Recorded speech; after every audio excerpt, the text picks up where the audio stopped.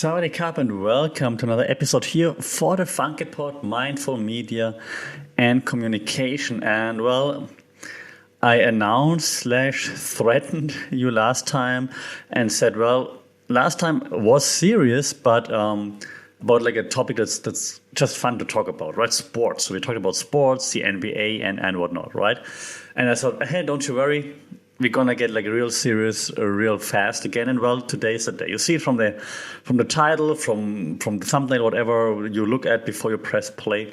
If you just press play without looking, welcome to your rude awakening. So we're talking about politics, and we're talking about, well, in this case, German politics, because I'm German, but also because I think what happens there is something we can see in many countries happening right now, okay? And so I'm just trying to analyze a little bit from a media / communications point of view, why is it happening?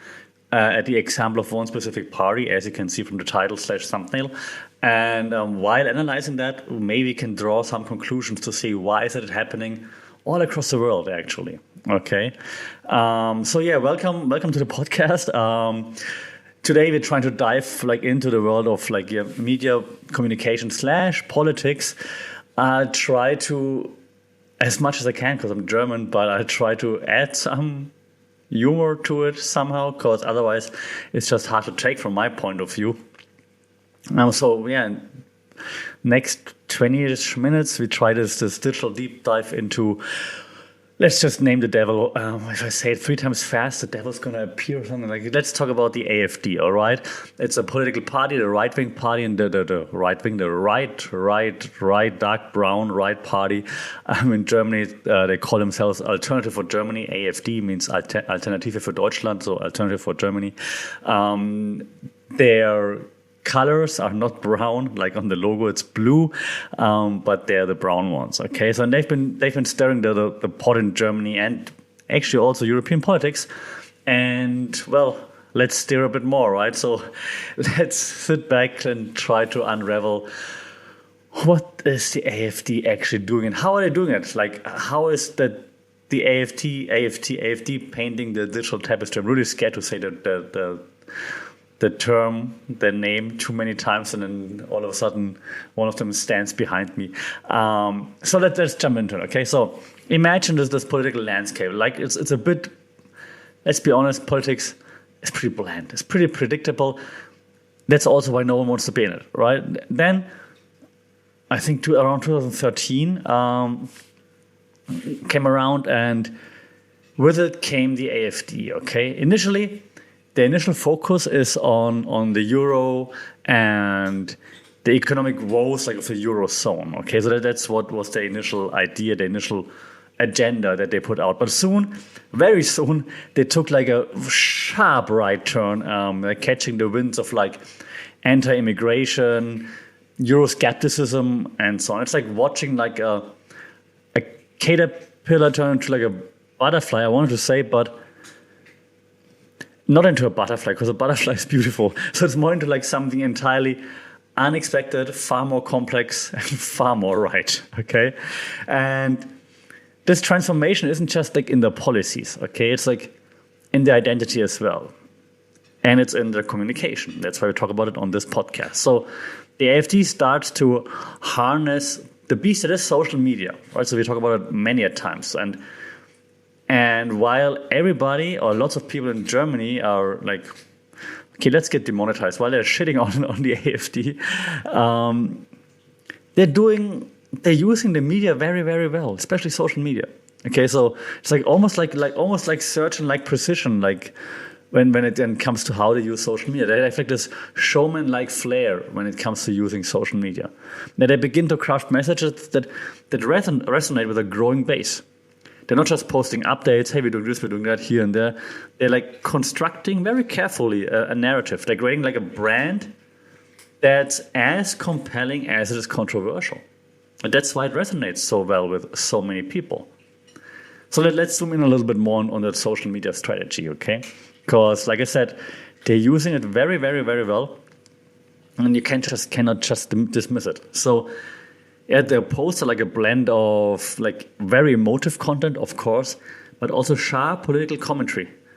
And it's quite easy when you're on the opposition, obviously, right? You can criticize everything. So they tap into like the fears and hopes of the audience very, very well. And they try. That's what opposing parties and like propagandist parties do a lot. They wrap complex political issues in like very easily digestible, shareable content. It's like this potent mix of populism and very digital savvy, like what they're doing, right? So they turn the AfD into like an actual, I want to say, like on social media, they're a juggernaut. Like when it comes to interactions and stuff, they're doing very, very, very, very well.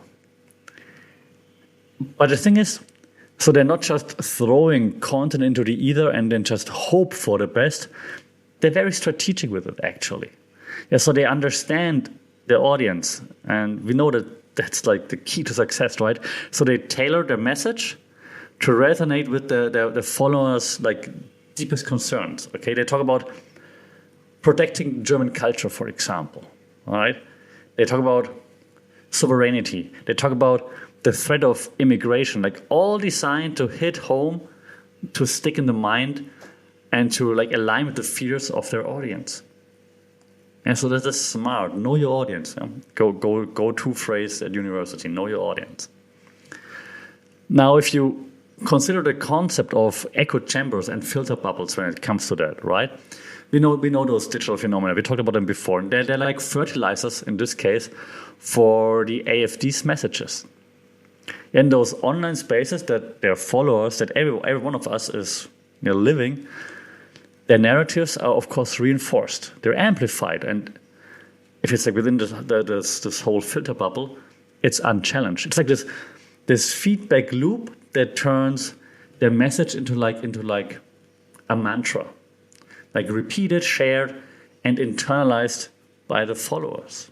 Okay. And again, they're not just saying get rid of all the foreigners. No, they're saying like, hey, we have to have like German, not even ideas, like German priorities, like make America great again, like right. But they say it like in a smart way, not like it sounds like a Nazi slogan. So they did make it sound like smarter, of course. So let's dive even more into it, right? So you see, I'm wearing my cap. Let's make it an academic cap, okay? Because we're looking into communication theories as well, of course. And we talked a lot about those theories before, like agenda setting, for example.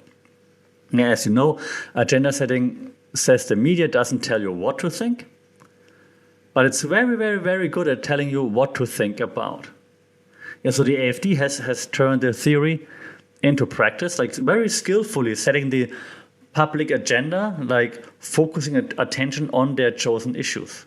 Right? So if there is something that suits their agenda, they're like, hey, look over there, this is happening right now, while then ignoring other things, for example. Okay. So they're doing this very, very well, of course, like framing things the way they want their audience to perceive reality. Okay. Speaking of framing, we talked about this before as well, the framing theory, right? So they don't just present the issue, they frame the issue. So they wrap their messages in like narratives of like national identity, cultural preservation, and obviously, which is very important, deep skepticism of the mainstream media. And by the way, everything that I explain right now, I'm not saying everything is wrong. Like I'm also very skeptical of mainstream media. That's why I'm here on YouTube or on Spotify, wherever you listen, right? But they don't just say we hate this, but they really finding the topics that their audience aligns with or their audience is interested in, and then they frame it in a way that resonates with the audience. Like very, very, very, very smart. So it's not just about the news themselves, it's about the story around the news, okay? So the frame around the news that shapes how we perceive and understand it. So while the news is still there, the frame that you put around the news shapes the way we understand the news presented inside the frame, if that makes sense, okay? And over the last 2 or 3 weeks, I talked a lot about one of my favorite theories, favorite in terms of being important and not being talked about enough. So that's why I talk about it every single week now, the spiral of silent theory. Okay, in the digital realm, especially in those spaces dominated by a certain place, in this case, the AfD, the AfD's rhetoric. like alternative viewpoints, they can become marginalized. Actually, they can become very, very silent. It's as if like a single voice like drowns out the chorus, right? Leaving like a monologue where there should be a dialogue. And we talked about this before here in the podcast, right? So you hear more and more people talk about like topic A and how important it is, and that we should do A, and you think no, we should do B. But because so many people say no, we should do A, you don't even argue with them, and you get drowned on. You're like, okay, I guess, and you just keep your opinion to yourself. And speaking of theories we discussed in this podcast, we also talked about the cultivation theory before. And this is also at play when it comes to how the AfD is utilizing communication channels, like because they're very consistent with their messaging. So if you're consistent with your messaging, the AfD's narrative starts to like color the perception of the audience. You start seeing the world through their lens. In the AfD's case, like the narrative becomes the lens through which their followers view like political and social issues, right? So even if you're not fully agreeing with it, you're like, yeah, let's go. You're like, oh, you hear it again, and you hear it again, and you hear it again. You're like, oh, I can see their point, right? Okay, yeah, maybe they got a point, actually. Oh, yeah, I don't trust mainstream media, actually. Actually, why would I trust them? Oh, yeah, no, they'd want me to do. Yeah, actually, AfD has a good point. And that's then how you start seeing things through their lens, okay? And I'm giving them lots of compliments right now. And I'm not saying the AfD is a great party. I'm just giving them lots of compliments in regards to how they run their communication strategies, okay? But we're also going to hit the brakes a little bit in between. Don't you worry. It's because their strategy, while undeniably effective, is obviously not without the dark side, right? Dark side, what do I mean by that? I mean, like, there's still lots of misinformation in there. They're using lots of polarizing rhetoric. And let's be honest, they're even using hate speech as part of the digital landscape that they're painting. Okay, and that's a reminder that with great power, and in this case the power of digital communication, comes great responsibility. And sometimes that responsibility is just not shouldered very well. Effectively, but from an ethical point of view, maybe not very well. And if you just go on a global scale, like the AfD, and why I talk about this right now, the AfD is not an outlier. Right-wing parties all around the world are looking at the playbook because, German right-wing parties just historically have been doing very well and learn their strategies. It's a trend that's reshaping political communication, like blurring the lines between political campaigning and digital marketing, basically. By the way, I'm not shifting blame only to like people voting for them. And obviously, I mean, the reason why right-wing parties are doing well is just because other parties are effing up so much. That's why then lots of potential voters are like, I don't want to vote for you, I'm going to vote for them. Obviously, right? So just to make that clear, so I'm just analyzing media communication theories that apply to the right-wing party, in this case the AfD as an example. Not saying other parties are not at fault and so on, just to make that clear. Okay. Now, when we look at the future, right? How will the AfD navigate the shifting sands of the digital landscape is the question. Like, there's social media platforms, they're evolving, public sentiment is like in flux all the time. Obviously, their strategy will need to be like very dynamic, like because the environment they navigate in will be very dynamic.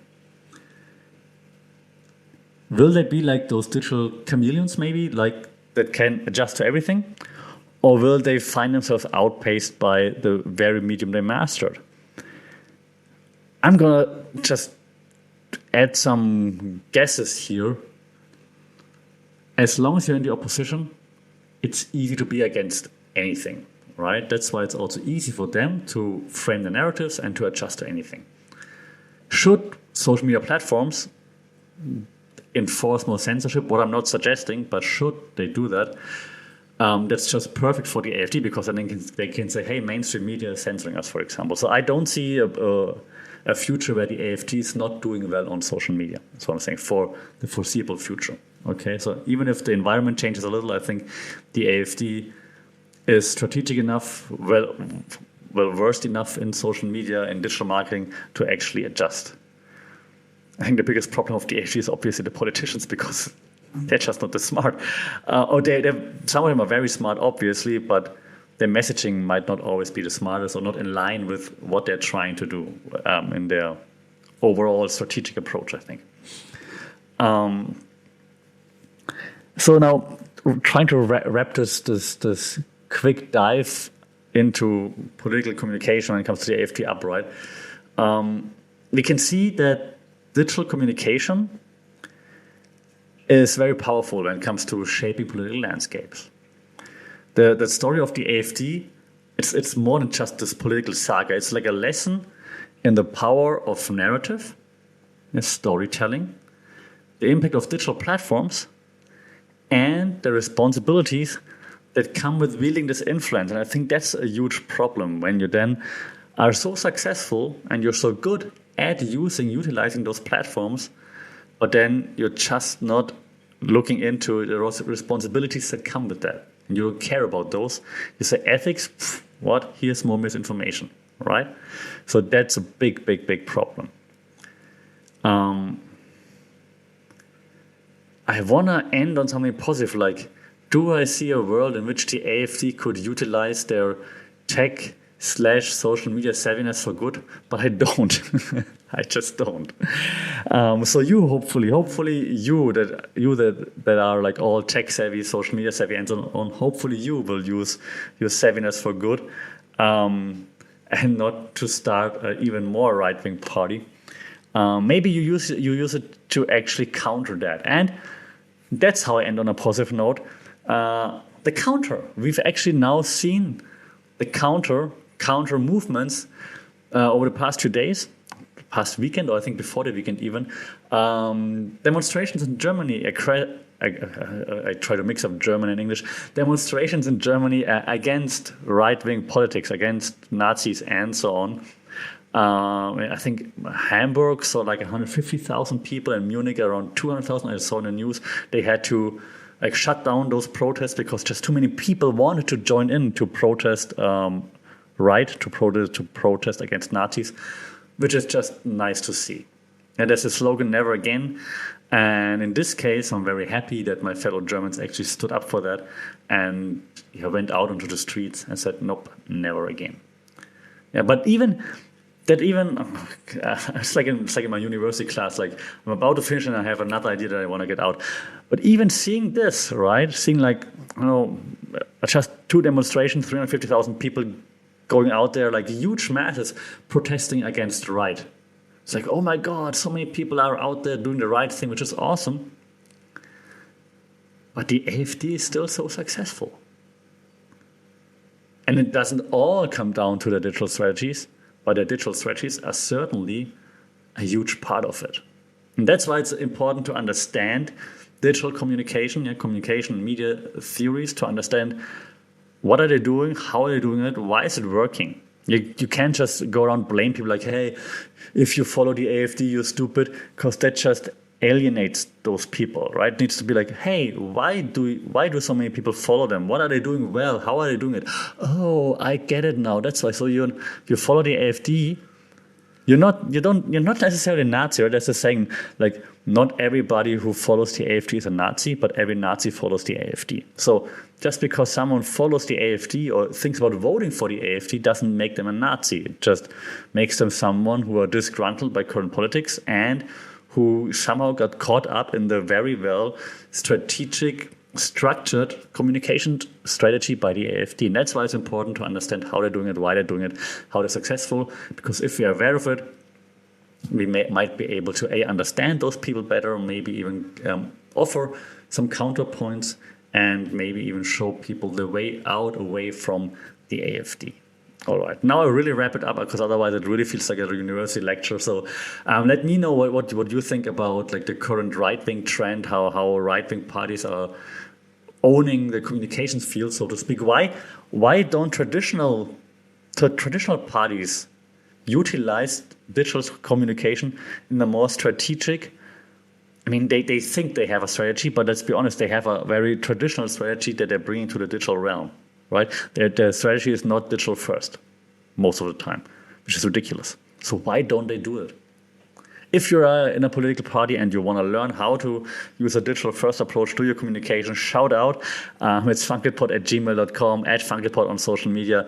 Like, share, subscribe to this podcast. It would be fantastic if you also leave a review. That would really make my day.